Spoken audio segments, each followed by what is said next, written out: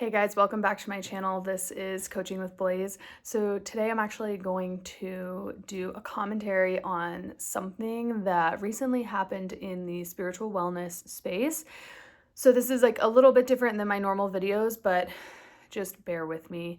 So I really am excited to provide commentary on the Aubrey Marcus, Vylana, and Alana situation that happened. If you haven't listened to the podcast, I'll link it below. I listened to the entire podcast, and I did also listen to a few feedback podcasts that basically talked about what was going on. So if you don't know what I'm talking about, go down first and listen to that podcast. But then once you've actually listened to that, then come back. And if you already have, hello, I'm here to talk about Aubrey Marcus and my beef with Aubrey from a feminine perspective. And most importantly, what his influence is doing to the brains of young, impressionable men, and also of men who are not loyal and who do not have good morals and like the capacity for commitment. So I'm gonna start off by basically telling my story first. So I was in a relationship 2 years ago, I guess almost 3, that was an abusive relationship where I wouldn't even call him my partner, but the person I was seeing told me that he was fully committed to me. He was, I was his soulmate, like all the love bombing you could possibly imagine. And he basically preached this to me, and then I found out 6 months into our relationship that he was cheating on me the entire time. Not only was he just cheating, he was carrying on a full relationship with someone else. And his name was Steven Reynolds, and he sucks. So I did call him out just now, but like doing it from a place of wanting to protect other women. So if you have any questions about that, please do let me know. I don't really care, because he abused me and he abused other women that I know, both physically and sexually. So I feel really confident in completely calling him out. So basically we were in a relationship and I had this intuition and I was like, I feel that you are cheating on me with someone else and I think it's your ex-girlfriend. And he would gaslight me. No, it's not happening. And then I found out he came clean and was like, you were right. I've been lying through my teeth to you this entire time. Like, I've been cheating on you this whole time with this older woman. Like, it was insane. It was by far one of the most traumatic experiences of my life. And I say this because this man loved Aubrey Marcus, loved Paul Chek, loved Joe Rogan, and he kind of hid that from me. But this is the issue with these types of men, and this is why I want to comment on this Aubrey Marcus situation, is because he is a man of power and influence who has millions of subscribers, and he is coming on his podcast with his wife and talking about his thruple that he is in with Alana and Vylana, which is just like so ironic. So anyway, that's my background, and that's why I feel not qualified, but I feel like I want to talk about this because it's important and it's something that I feel that I have a real perspective on this. And like basically when this person, my ex, told me that he was cheating on me, he said that he listened to a podcast on polyamory, and so he felt like it was justified to be in a poly relationship, while completely forgetting that the number one point of polyamory, if you're going to do it, is that you're actually going to tell the people and not lie through your teeth for 6 months.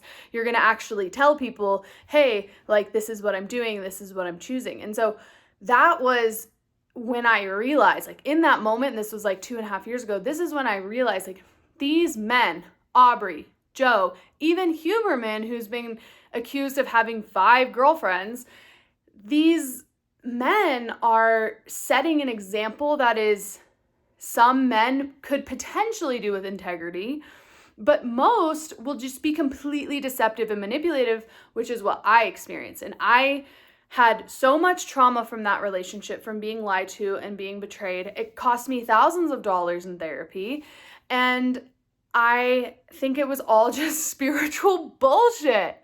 So that is my number one why with this episode, okay? So the first red flag in this whole episode or podcast was Aubrey started saying that he got a sign from God, like a voice in his head to go on Raya, which is a celebrity dating app that is like highly exclusive and expensive, while he was working out at the gym.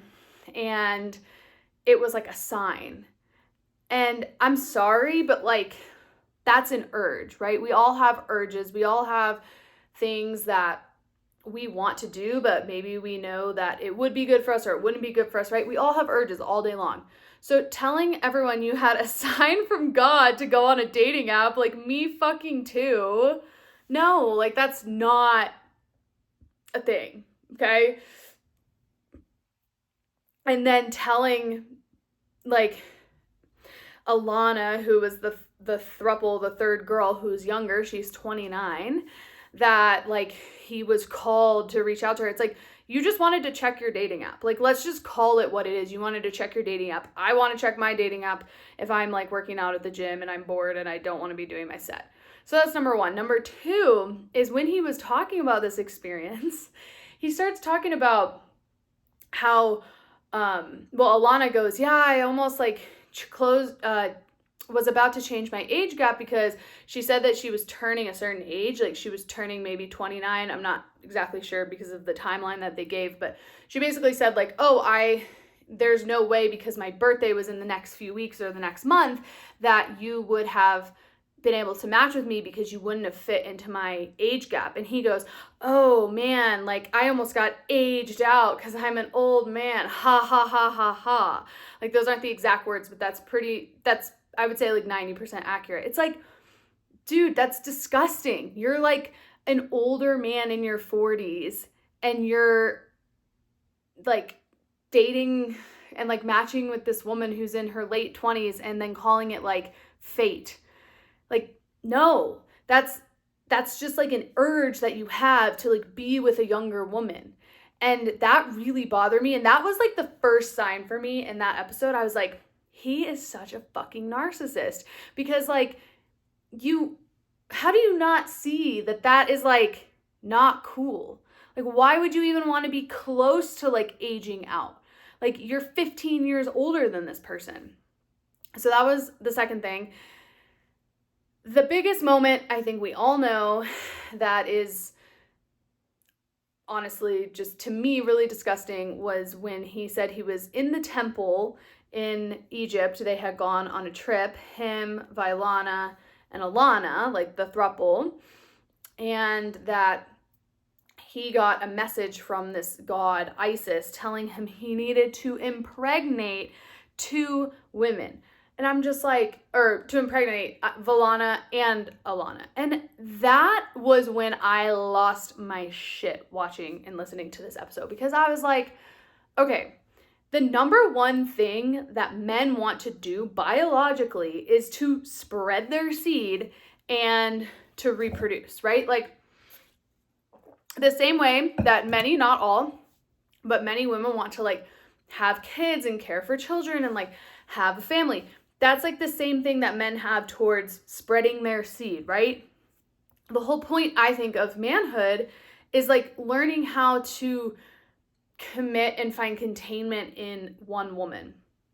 And he claimed that it was like a sign from God. And that really pissed me off, because like, how is it ever okay to use God as the reason why you should have 2 wives that both have your children? Like, what are the actual logistics of that? How can Vailana, who's his wife, like feel safe in this situation? Like, and she even said she didn't know if that was even going to work for her. Like, and then they were saying like when this download came to him, he was like so distraught. It's like, again, this goes back to urges. This is an urge because you're sleeping with 2 women. Why not just learn to control the urge? Like, that really, really sickened me. And on top of that, it's like he's using God as this persona that's allowing him to basically do whatever he wants. And I don't think that that's okay. That would be like me deciding I want to be in a polyamorous relationship, and then let's say I have a second boyfriend, and then I say, well, I want both of you guys to get me pregnant. Like, what? It doesn't make any sense, and it's not okay. So that's a huge one. The next thing that I want to talk about is the self-abandonment that comes from not following your own intuition. So I don't even really want to speak on Vylana because, like, as a girl's girl, that is her life and that is her choice. But I will say, like, I did see the pain and the discomfort and the hurt in her eyes, in her body language, in talking about this really heavy matter.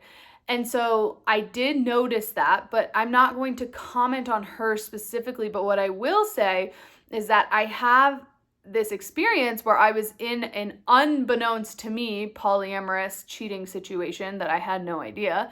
But additionally, like, I had been in one other polyamorous dynamic for like a few weeks where this person had a husband or a wife, and the level of self-abandonment, rationalization, explanation, constant conversations with yourself about knowing there's another woman in the picture, it was just detrimental to me for my mental health.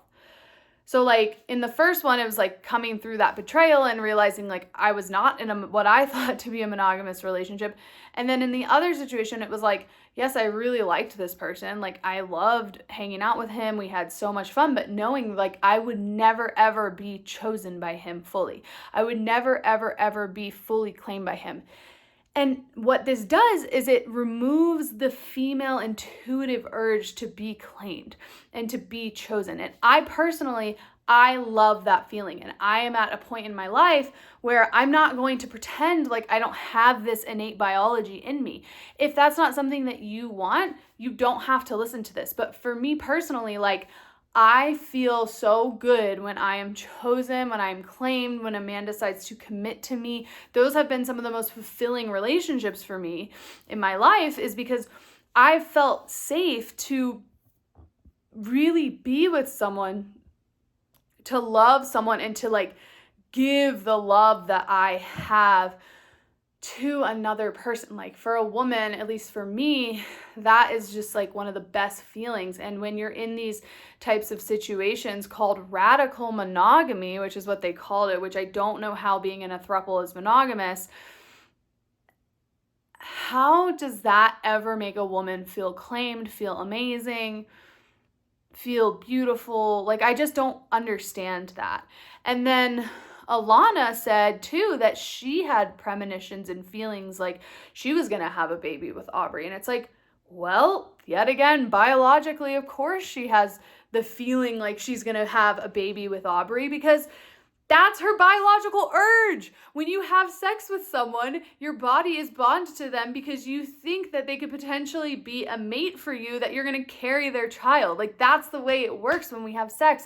And this is why it's so important to think and realize that sex is a sacred act. This is not something to mess around with. And it just blew my mind how they were taking these biological urges or impulses and then calling and claiming them to be like these like spiritual awakenings. That is not what's going on here. These are people that are just acting on their urges, acting on their influence, acting on their power. Like, it's Aubrey Marcus. Like, he has millions and millions of dollars, successful companies, like blah, blah, blah, blah, blah. Like, of course, and he's like relatively attractive, but I just, from the moment I started watching this video, I was just like, this isn't actually real. They're saying it's authentic. They're saying like, this is our truth. And yes, I will give them the fact that they have been being honest this entire time. And I do think that that is positive, but like, this is the example you're setting for young men. Like, yeah, just ask your wife if it's okay to be in a thruple. Ask your partner if you can just go and like fuck around with other people and hope that she doesn't get too upset, and then tell her you want to impregnate someone else. Like, I can't think personally of something that would make me feel worse.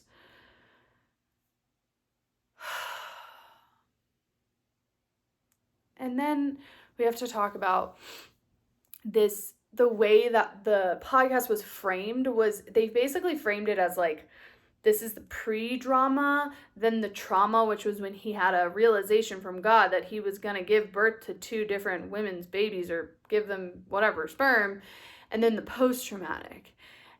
This is like a story timeline that people use for novels, people use for movies. Like, you can't just implant that into your life. Like, that would be the exact same thing as if my ex-boyfriend who cheated on me was like, oh, well, this is just like the trauma part. I mean, obviously it's different, right? Because I know that I was like actually betrayed and he was not being honest with me, but it glamorizes the storyline of being in a polyamorous relationship. But then more importantly, not only are they like framing this as the pre-traumatic, oh, we met this girl, like blah, blah, blah, and then like we were all together and it was amazing, and then the whole impregnation thing with both women. It's like putting this as a storyline for radical monogamy is like the most delusional thing I've ever heard. Like, how is this monogamy? There's nothing about this that is monogamous. Like, this is radical polyamory, in my opinion. Like, this is radically choosing to be with multiple people and hope that everyone's okay with it. So let's like take these like fictional storyline, plot twist, trauma, pre-trauma, like take that shit out of here. Again, it's like using the spiritual context and language, or this like fantasy language, to just talk about what's actually going on, okay? And then the other thing, and I have like 2 more thoughts on this, so is the lack of emotional provision for Vailana. So like I could feel her sadness in realizing that Aubrey is unable and completely incapable of being fully monogamous, because he was monogamous at a certain point and that wasn't enough for him. And I think that that is the wounded masculine, is it's just not enough. There has to be something better. There has to be a younger, hotter girl out there. There has to be a more compatible partner. Instead of like deciding and jumping in fully in commitment with one person, it's like, well, instead of going here, let's just throw another person into the mix. And I just don't believe that that's healthy for women. I don't believe it's a healthy expression of masculinity. And again, it sets an absolutely horrendous example for the men out there. Like, men need to learn how to step up, show up, make plans, commit, be in the moment with their woman, like be committed to this person. And when we have these radical influencers talking about things under the context of radical monogamy, I, living where I live, which is a relatively liberal place, which I'm super grateful for in a lot of ways, that's going to come back to me because of this fucking delusional narcissist. I'm going to have guys coming up to me and saying, hey, do you want to be in a radically monogamous relationship where we're actually in a throuple? Like, it's not okay. And this is what I've been saying about Aubrey Marcus for years to my friends, is like, something about him is off. Something about him is disingenuous. Something about him just lacks that feeling of real groundedness. And so I really hope that this episode at least gives some perspective on why this entire situation is a complete spiritual narcissism bullshit situation, and it doesn't really have, in my opinion, the right emotional space for the women who are being affected by this, because I'm a girl's girl, like I said, and they're like, I think Vailana is amazing. I think Alana seems very sweet. I don't know her history as much, but like, these are incredible women that are being manipulated by a man because he's saying that God is telling him to do this. Like, this is deeper than his claim on radical monogamy. This is deeper than polyamory. This is like, as some podcasts have been calling it, borderline cult behavior. And it's just not a healthy thing for our society, especially as a public figure, and especially in seeing the pain and the challenge in both Alana and Vailana, while Aubrey's sitting there like he looks fine the entire time. Not once does he reach over to touch her hand, not to touch Vailana's hand, not once. Like, we have to ask for better as women from men. And that's all I have to say. I'll see you next time.